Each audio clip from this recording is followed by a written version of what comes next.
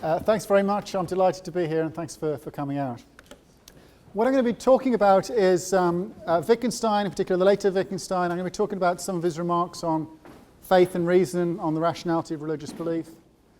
One thing that interests me a great deal is how best to understand Vic and Stein's views on this score in the later works. What I'm going to be suggesting is, in fact, Vic and Stein offers quite a distinctive position, a position that hasn't been attributed to him and which I think is actually quite interesting and which hasn't independently been explored either. So I think it's a position worthwhile articulating in its own right. Here's the structure of the talk. A lot of discussions about the rationality of religious belief, they tend to cluster around two extreme views. One we might think of as, or I characterize here as heroism. So we might think of the view as defending the rationality of religious belief, where here it seems, or so it's been suggested, quite a high epistemic standard has to be met in order to justify religious belief. And as we'll see, this is often characterized in terms of evidentialism or an evidentialist challenge against religious belief. And then the alternative is what I'm going to characterize here pejoratively as capitulation. So either we offer a full rational defense of religious belief, or we have to go down a fideistic route and say, well, religious belief is perfectly fine as it is, but it's not to be evaluated in rational terms. We have to evaluate it in different terms. And that's essentially fideism, right? I mean, we think about religious belief essentially in terms of faith in contrast to reason. Now, Wittgenstein's approach in his later works is often characterized as a straightforward fideist. And there is some textual evidence for this. I mean, certainly in the investigations and these lectures on religious belief, various remarks that he makes which seem to suggest a line like that, where he says things to the effect of, if you're assessing religious belief, the religious form of life, in terms of reasons, and somehow you've misunderstood it, you've mischaracterized it. But I actually think that eventually, at least, certainly when we get to his final works, that's his final notebooks, which were published as On Certainty, I think a different view has emerged, which isn't straightforwardly fideistic, and which I think is quite interesting. And I'm also going to be suggesting that this view, which elsewhere I've given the rather poncy title of quasi-fideism, Wittgenstein actually gets the basic ideas behind this account of the rationality of religious belief from John Henry Newman, and in particular from Newman's classic work, An Essay in Aid of a Grammar of Assent. So I'm going to be arguing for effectively a reinterpretation of Wittgenstein's views on the rationality of religious belief. And what I'm going to be doing is, in effect, saying that Wittgenstein occupies an intermediate position between these two extreme views, so heroism and capitulation on the one hand. But an intermediate view which is quite radical. And in order to bring that out, I'm going to mention briefly another intermediate view which has been quite popular in the contemporary literature, known as Reformed Epistemology, but which I think is a more conservative intermediate view. I think what Wittgenstein's offering is far more radical. Okay, well, let's begin with skepticism about religious belief, or why we might be skeptical about religious belief. And here I'm talking about the rationality of religious belief. Generally speaking, we evaluate the rationality of beliefs in terms of the reasons given offered in their favour. And also, generally speaking, the greater the sort of fundamental role that a belief plays in one's set of beliefs, how fundamental it is, that has a bearing on what kind of rational rational burden we place upon it before it can be counted as rational. So our most fundamental beliefs, the ones that we hold dear and which we revise other beliefs in light of, these beliefs have to have, so it would seem, the highest kind of rational status because of their fundamental role. Now that's quite important when it comes to religious belief because, of course, religious belief does play what I call here a fulcrum role in one's set of beliefs as a whole. It is a belief relative to which one evaluates other beliefs. I think a good contrast here is the religious believer's attitude, say, to the existence of a God, is not the attitude a scientist, let's say, may have towards an hypothesis. So we can imagine a scientist who sees there's several competing proposals in the literature, and they think, well, this one's got the best evidence, so they'll support that. But their attitude towards it is one of a hypothesis. There's a certain intellectual distance between them and the thing they're committed to. And this reveals itself in how they will respond to counter-evidence. If evidence comes along against the hypothesis, well then, no harm, the hypothesis is abandoned, another hypothesis comes to the fore. The religious believer's commitment to God is not like that. In fact, if it is like that, then it isn't genuine religious belief. Right? So it's characterized The belief is characterized in terms of its fixedness, the fact that it is a belief relative to which we evaluate other beliefs.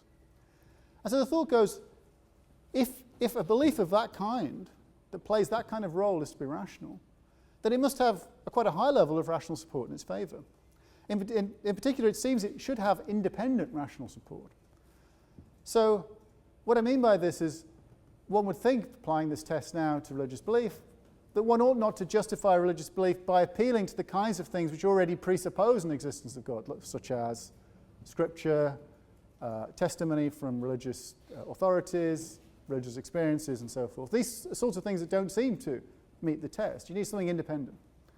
And traditionally the problem has been to find that independent rational support. It doesn't seem forthcoming. I've got a picture of Locke. That's John Locke there, by the way. And the reason there's a picture of him there is because this particular challenge is often credited to Locke. Locke's concerns are slightly different to ours. So we live in a secular society, so that the question for us is a contrast between belief in God as opposed to no belief in God. For Locke, the contrast is rather different. It's about, it's taken for granted everyone believes in God. It's about differentiating between different kinds of religious belief. And Locke lived in a time when the Bible had been translated into English. There's lots of people now, whereas before they would defer to authority in terms of developing their theology. Now they're working it out for themselves, and indeed in the process causing a lot of trouble.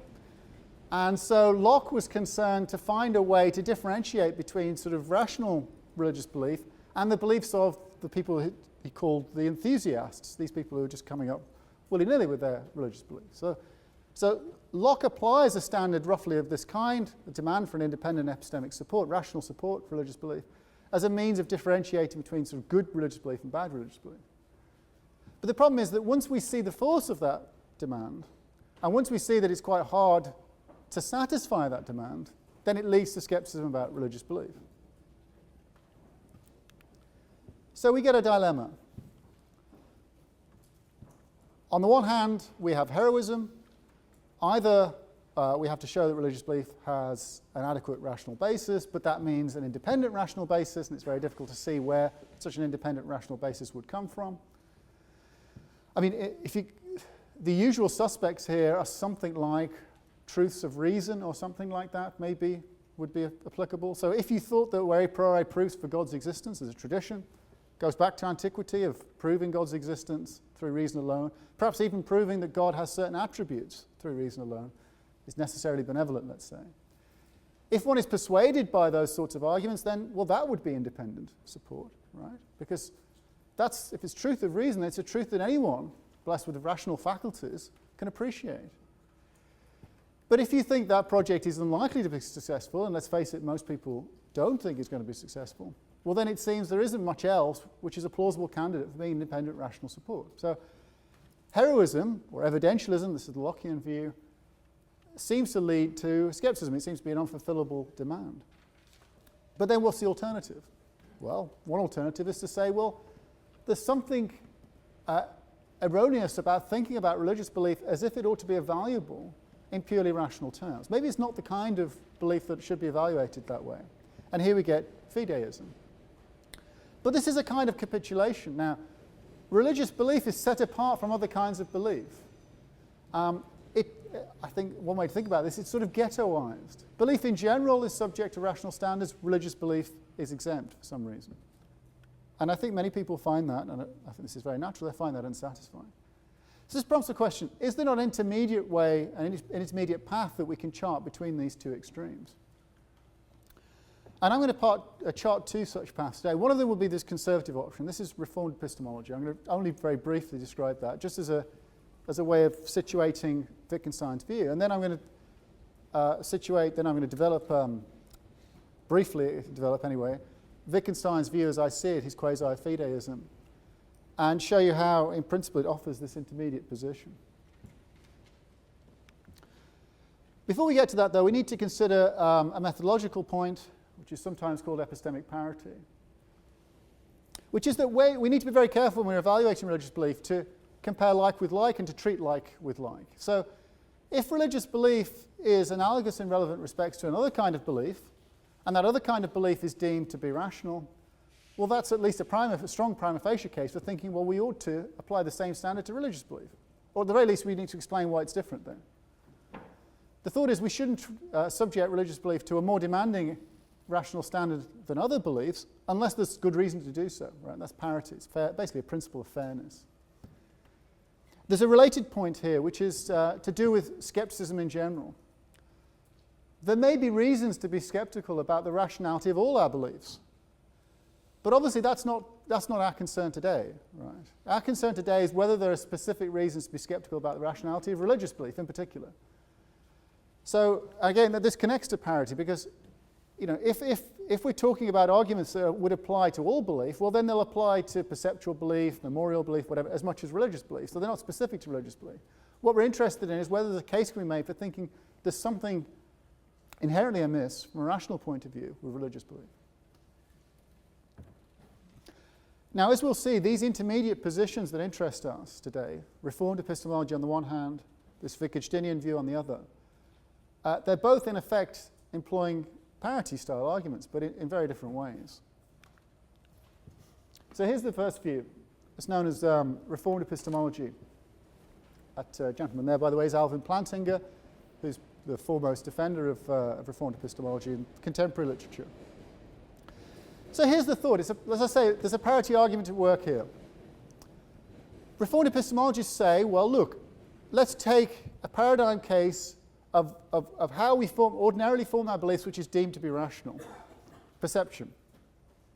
Perceptual belief is a paradigmatic way of coming to acquire knowledge and coming to acquire rational belief. But what does it take in the normal case to acquire rational belief or to acquire knowledge through perception? And on standard epistemological proposals, all it takes is that one has a reliable perceptual faculty functioning appropriately in an environment that's suited to that faculty. You open your eyes are functioning properly in conditions which are suitable for observation, and you can form true beliefs thereby, and those true beliefs can amount to knowledge and be rationally held. That's a standard view about what it takes to have perceptual knowledge and have rational perceptual belief. Here's the question, though. If that's an appropriate story to tell about the epistemology of perceptual belief, why can't the defender of religious belief help themselves to a similar story?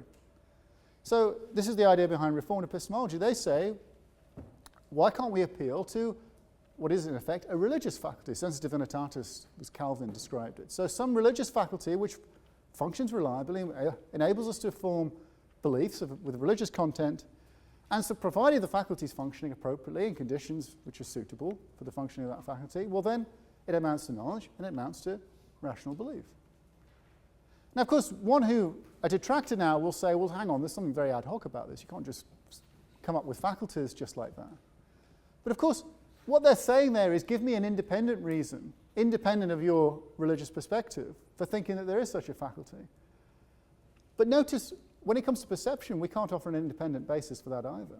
I mean, we have no independent basis for thinking that perception is reliable. I mean, think about how we calibrate our perceptual faculties. We calibrate them by appealing to perceptual evidence. We calibrate them perceptually. It's circular.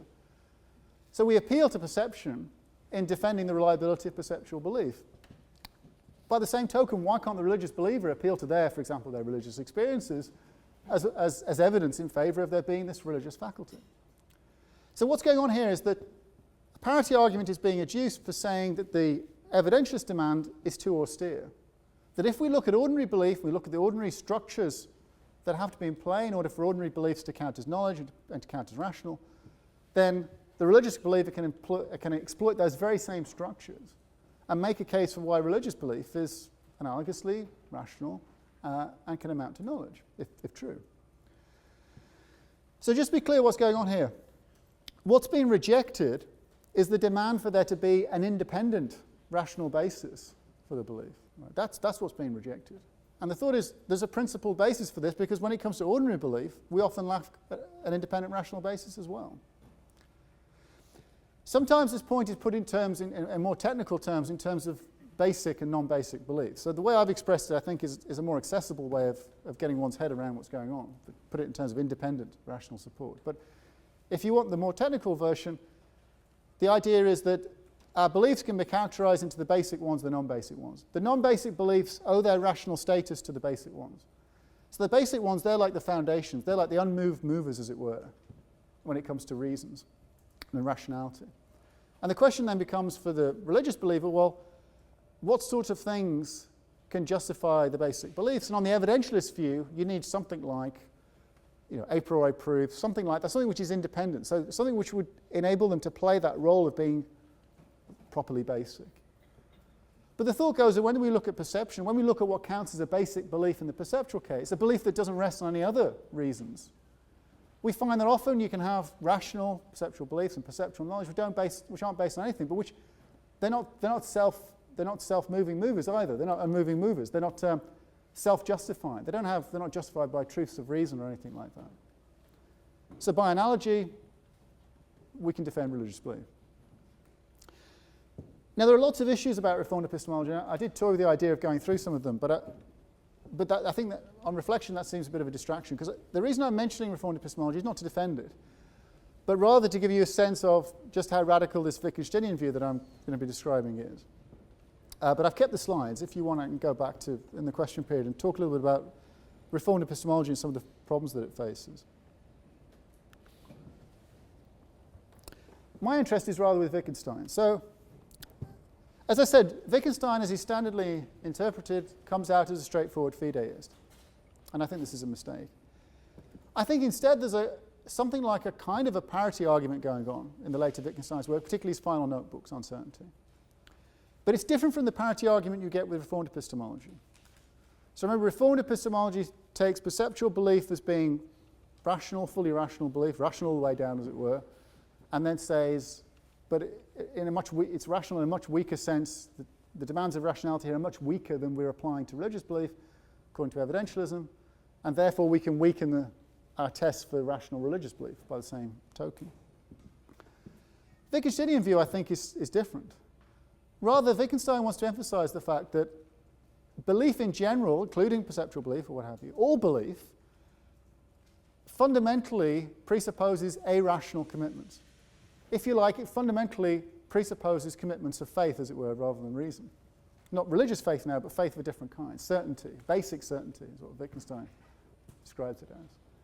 And therefore, by parity, it can't be the fact that religious belief has at its heart basic commitments which aren't rationally grounded, which are basically commitments of faith. That can't be an argument against the rationality of religious belief, because all belief is like that. All belief, even belief when it's most, even paradigmatic cases of rational belief, according to Wittgenstein, have at their root a rational commitment. And I think it's that kind of idea that he's trying to unpack. And I think it's this idea, by the way, that I think he gets from Newman. Okay, so let's get down to uncertainty. So as I say, these are his final notebooks. They're 4 notebooks. They take us right up to just before Wittgenstein's death, 2 days before he dies. They're impressionistic remarks, unedited. I mean, they are just a series of, it's just one person's jottings. But there is definitely a theme that emerges, certainly in notebooks 2 to 4 anyway. There's a particular argument that comes to the fore. Because they take us right before he dies, they're very interesting historical documents, actually, and in places actually very poignant. I mean, there's a passage a few weeks before he dies where he writes, he says, I feel like I just can't get to the beginning of things, and I guess I never will now. So it's just very interesting to see this person struggling with these ideas right up until the very end. There's a standard reading about uncertainty and what's going on now, which is, I think, partly right, but I think it also misses something important. And it's a reading that we get from the preface, which is written by the editors, Sanscombe and von Richt. They point out that Wittgenstein was very taken by G. Moore's remarks about idealism and skepticism, and that he got into this really via Norman Malcolm, who's one of his ex-students. So Wittgenstein had gone off over to Ithaca, to Cornell, where Malcolm had worked, and they talked about Moore's. So Moore, there are 2 sets of remarks that are relevant here. The one is Moore's treatment of idealism, a very famous proof. Moore proves the external world by famously saying, well, here's one hand, here's another hand, So therefore there are physical objects. So therefore there's an external world. It's Moore's famous proof of the external world. It sounds silly. Actually, it's more interesting than it sounds. Moore was trying to make an important point actually about the nature of proof. But that's one set. Moore had this idea that there are basic certainties, such as that I have hands, which can play a special kind of epistemic role. In this context, Moore was talking about idealism, the idea that the external world doesn't exist. But in other works, he uses, and I think the other works are really more relevant here, he uses these everyday certainties, such as that I have two hands, in order to try and show that they generally, forget about idealism, just generally play a very special role in their epistemic practices. And I think Anscombe and von Richter are correct. Wittgenstein was very taken by these Moorean certainties and the role they play. But I don't think he was very interested in what Moore had to say in these Wittgensteinian certainties. And indeed, I think the reason why he's so interested in them is because the very same certainties crop up in Newman's work. And I think this actually fits in, thinking about uncertainty through the lens of Newman, fits in with an awful lot of other things we know about Wittgenstein and his life at that time. We know that he read and reread Newman over and over again. Wittgenstein uses some of the examples from Newman in uncertainty. We know that Wittgenstein's talking to Catholic priests about the time. We know that Newman's work is extremely influential. It's funny to think about this now.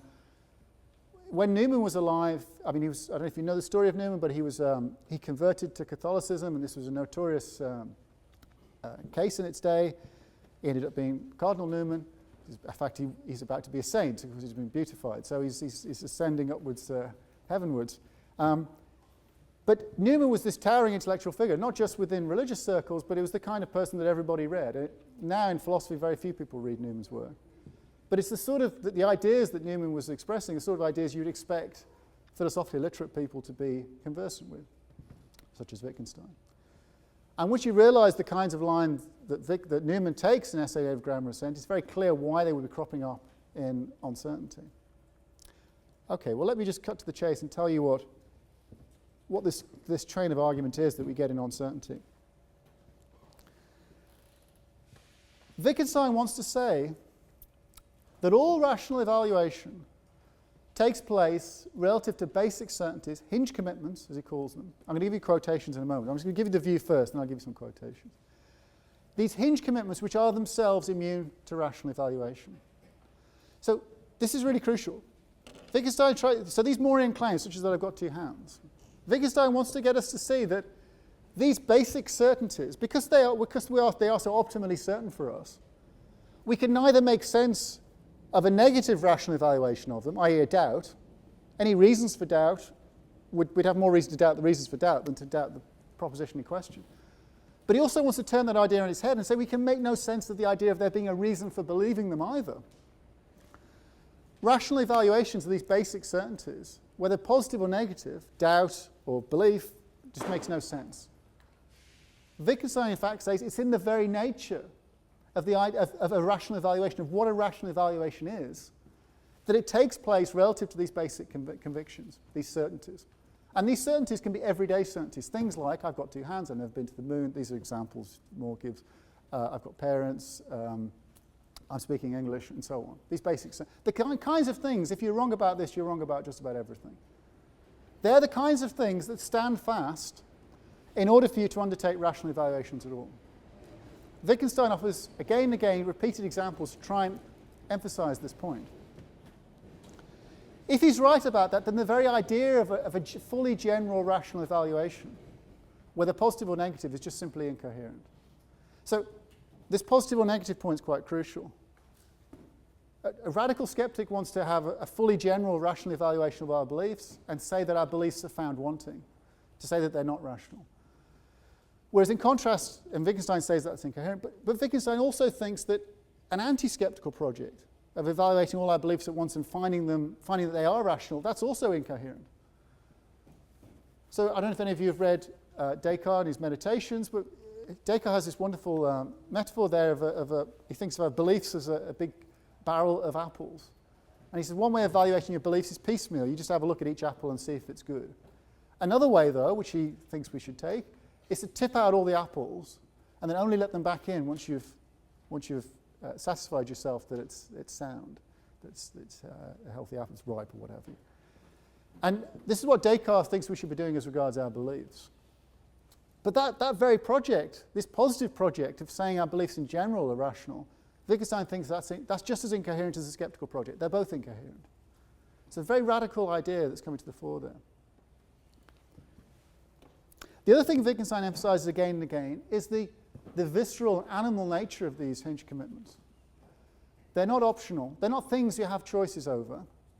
They're not things that are acquired through rational processes. He says no one teaches you you've got two hands. People teach you to do things with your hands. As it were, you're taught specific things, and with the specific things you are taught, you, his words, quotation, swallow down a certain picture of the world. And these certainties are, as it were, the framework of that picture. And that's why they're not directly responsive to rational considerations either. Indeed, Wittgenstein says that in normal context, no reasons would ever be put forward to doubt these Hinge claims. As he puts it, they lie apart from the route travelled by inquiry. Inquiry is about evaluating the more specific claims, not these basic certainties.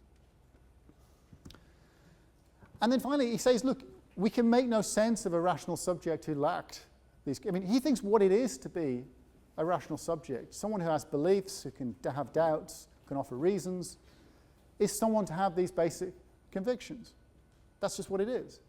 There's no possibility. It's not as if, if we were cleverer, more conscientious, and so on and so forth, that we could somehow imagine a system of rational evaluation that wasn't like that. Wittgenstein says that it's just not possible. So very strong, as he says again here, the point he's making is one of logic, he says. So very different. You might think, you can contrast Wittgenstein's view with, like skepticism on the one hand, which I've just mentioned, but also a kind of foundationalism, like Locke was envisaging. So foundationalist views say, well, there's some basic propositions, and they have some basic beliefs, and they have some special status, and they are, as it were, because of that special status, they hold everything else off. Wittgenstein wants to invert that foundationalist picture. He wants to say, no, there are these basic convictions, and they do, as it were, make it such that we can engage in rational evaluations. But in virtue of them playing that role, we can make no sense of them themselves being rational. They are what needs to stand fast in order for rational evaluations to take place. So that's the view. Here are some quotations. He says, my having two hands in normal circumstances is certain as anything that I could produce an evidence for it. That is why I'm not in a position to take the sight of my hands as evidence for it. If a blind man were to ask me if you've got two hands, I should not make sure by looking. If I were to have any doubt of it, then I don't see why I should trust my eyes. For why shouldn't I test my eyes by looking to find out whether I see my two hands? What is to be tested by what? Here we get this dual point. Both the idea that when it comes to these certainties, grounds for doubt are incoherent, but also by the same token, grounds for belief are incoherent too. I mean, it's worthwhile reflecting on this. Someone says to me, Duncan, have you got your keys? I go, yes, I've got my keys. Someone says, Duncan, have you got two hands?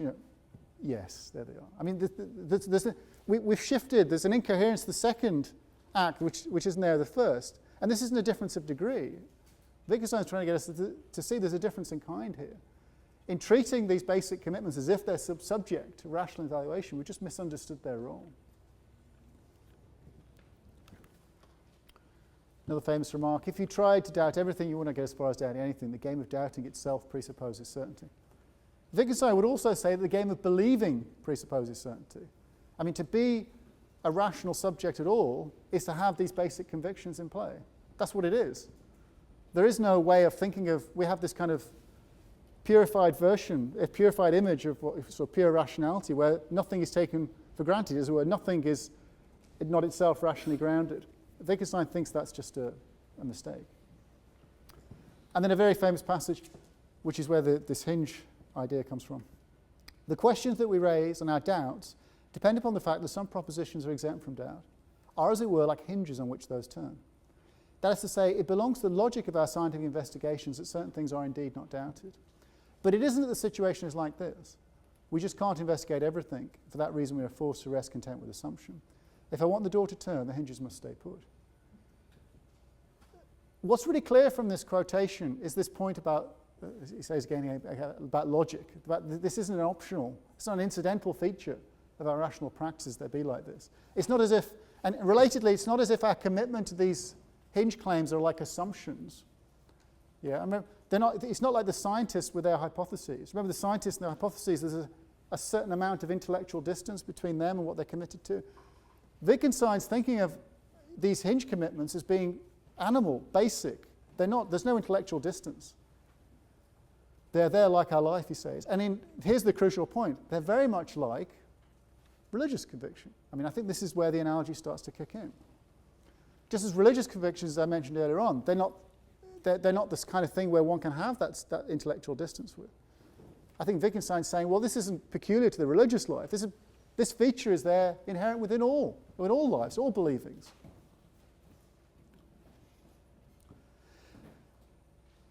Another thing to say about the hinge metaphor.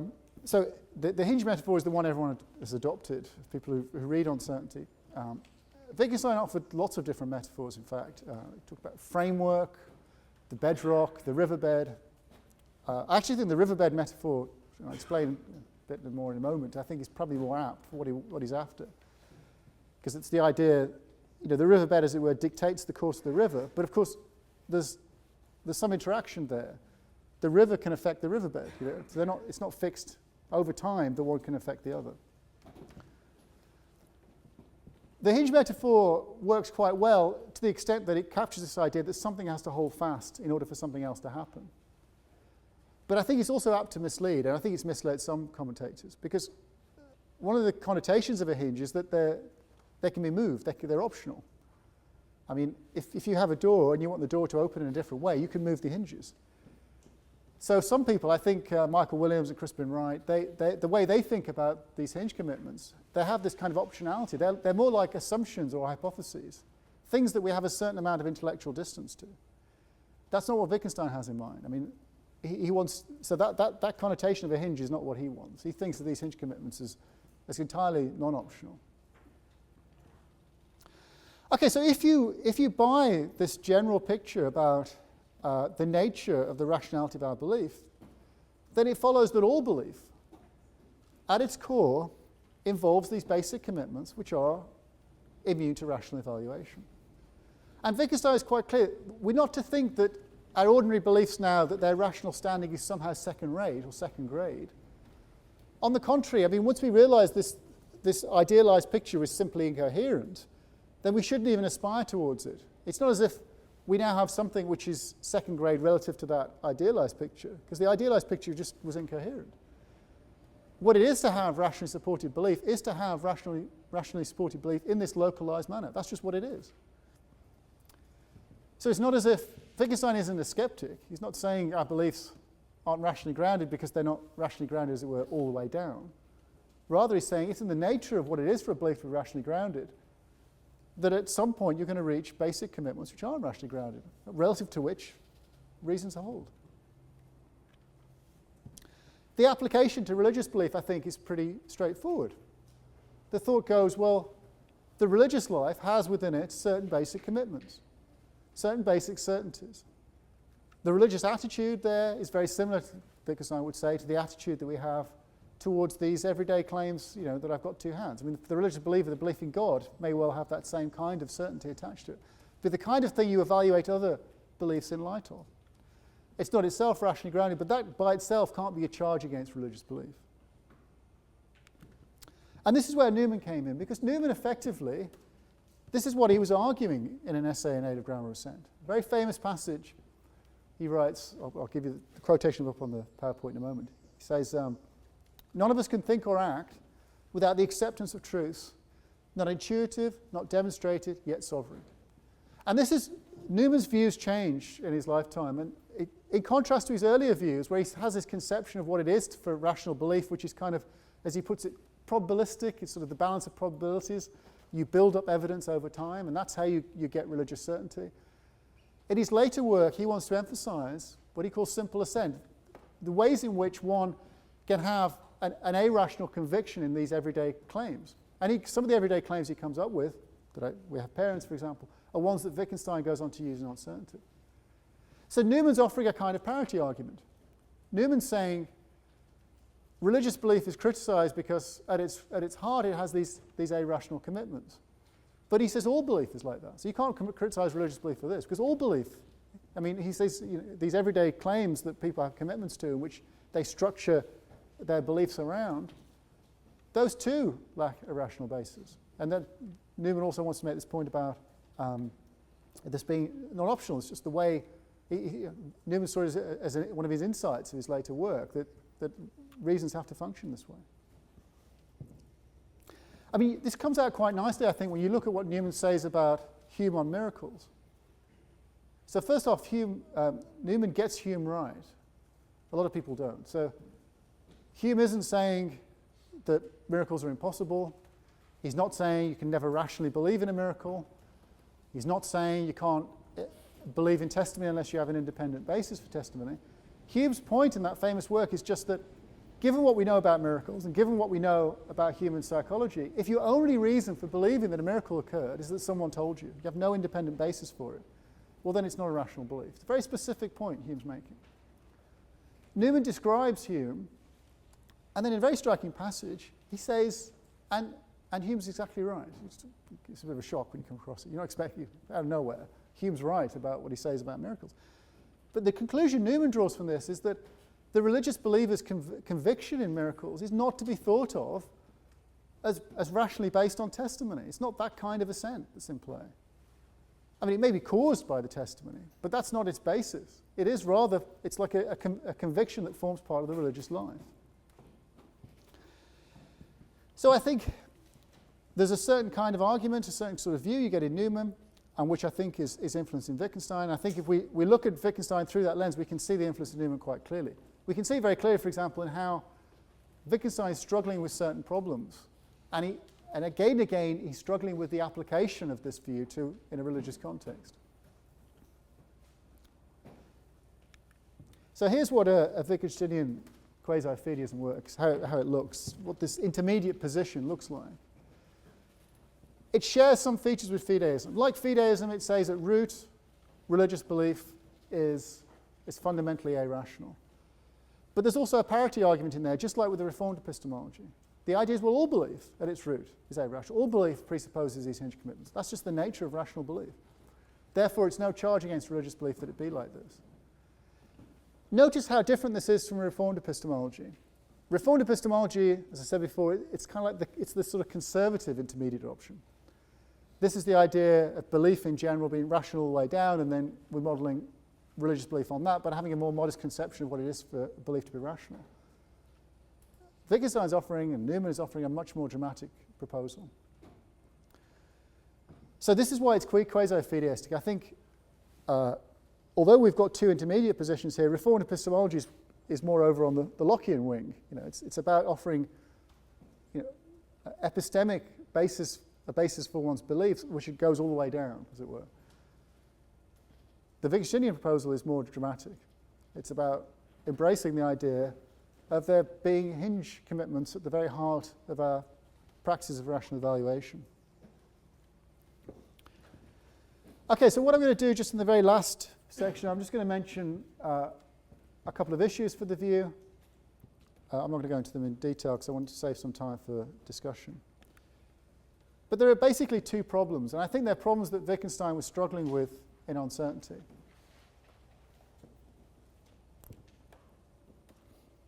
I think, by the way, the way to read uncertainty is 4 notebooks.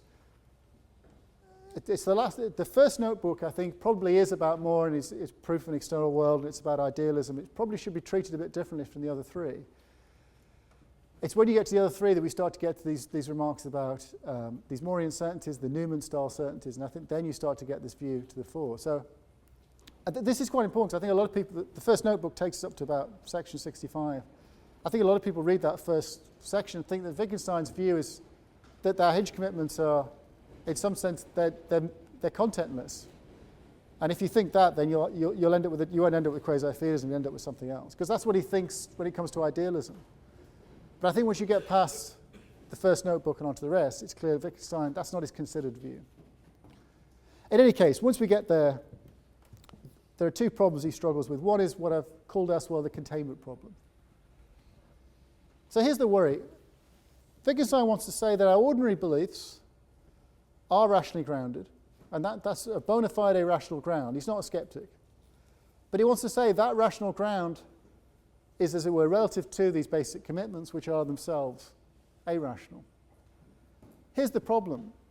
Presumably, these two classes of propositions can stand in certain relationships to one another, logical relations. And then the worry is, how do you, as it were, contain the one from the other? Because you need to somehow separate them out. I mean, here's a way of making this point vivid. A famous passage, Wittgenstein remarked, he says, it's certain after the Battle of Austerlitz, Napoleon, blah, blah, blah. Well, in that case, it's also surely certain that the Earth existed then. So here we've got, on the one hand, an ordinary historical claim about something that happened in 1805, I think. So there's a claim about something that happened at a certain point in history, which has the usual kind of historical support. So this is like a non-Hinge claim. It's a rationally held belief on Wittgenstein's view. But then that belief entails what is presumably a Hinge commitment. So we all presumably have a Hinge commitment. The universe didn't just come into existence a few moments ago. This is what's called the Russellian hypothesis. The universe didn't just come into existence a few moments ago, replete with the traces of a distant ancestry. I mean, if it did, we couldn't tell that, right? But we're committed to thinking that it didn't. Because the first claim entails the denial of the latter. I mean, it entails that the universe must have been around for more than 200 years. In particular, it entails the universe has been around for more than 5 minutes. So does that mean then that we do have a rational basis for our belief in the Hinge commitment once we recognise the entailment? Or conversely, does it mean that we're not really justified in believing that Napoleon did such and such after the Battle of Austerlitz? So this is the containment problem. How to keep these two sets of commitments separate.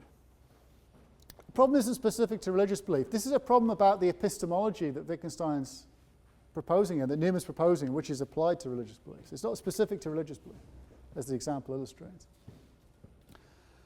I can only very briefly say what I think Wittgenstein's solution was. I think he thinks taking seriously the idea that these basic commitments are visceral, they're animal.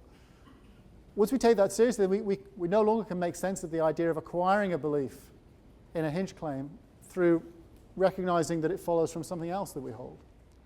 So I think that's what he would do to try and contain them. And then the second problem is a kind of relativism.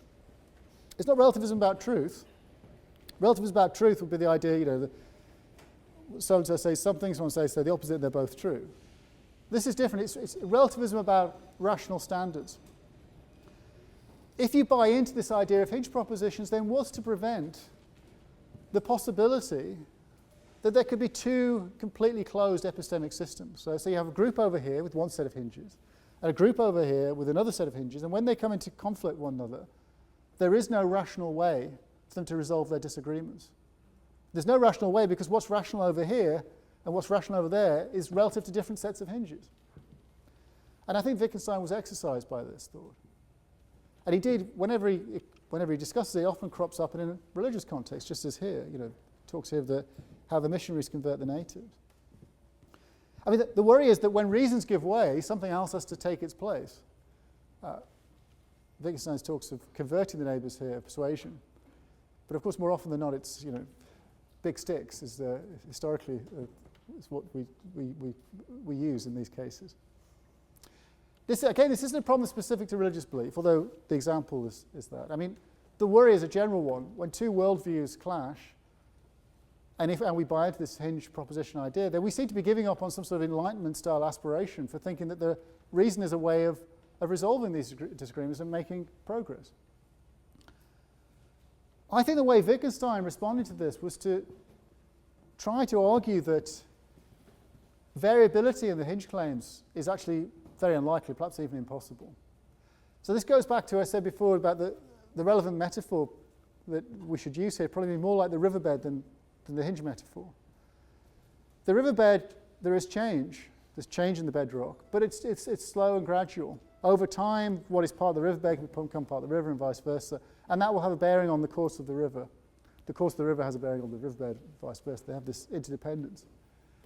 But change is gradual, it's slow, and I think the conception he was getting towards was one on which, by the nature of us being believers who can converse at all, but the virtue of us being subjects that can make moves in the space of reasons, it follows that we will inevitably have shared hinges in common. Right? So the idea of this mass variability in Hinge claims isn't possible. So it may be that You can have a secular worldview and a religious worldview, but you won't have, that still is going to be a difference in your Hinge claims, but not a radical difference in Hinge claims. There'll still be lots of basic Hinge claims that you'll share, just in virtue of being able to speak to one another at all. Famous passage, Vic and Stein says that in order to judge at all, one has to already, in a sense, judge in conformity with mankind. So a couple of quotations there. This is the one I read earlier. So what I'm suggesting is that Wittgenstein is not a straightforward fideist, that in fact he's trying to chart a course through these two extremes, heroism and capitulation, that we began with. And that as this intermediate view, like reformed epistemology, which is a view which is more familiar to people in the contemporary literature, it's appealing to a kind of parity argument. It's saying that religious belief in relevant respects is analogous to ordinary belief and therefore is no less rational for it. But it's a much more radical kind of parity argument. I think Wittgenstein is trying to get us to see that once we understand the nature of our ordinary beliefs, the nature of rational evaluation in general, then this will give us a different perspective on how we think about religious belief and what it takes for religious belief to be rationally held. Thank you.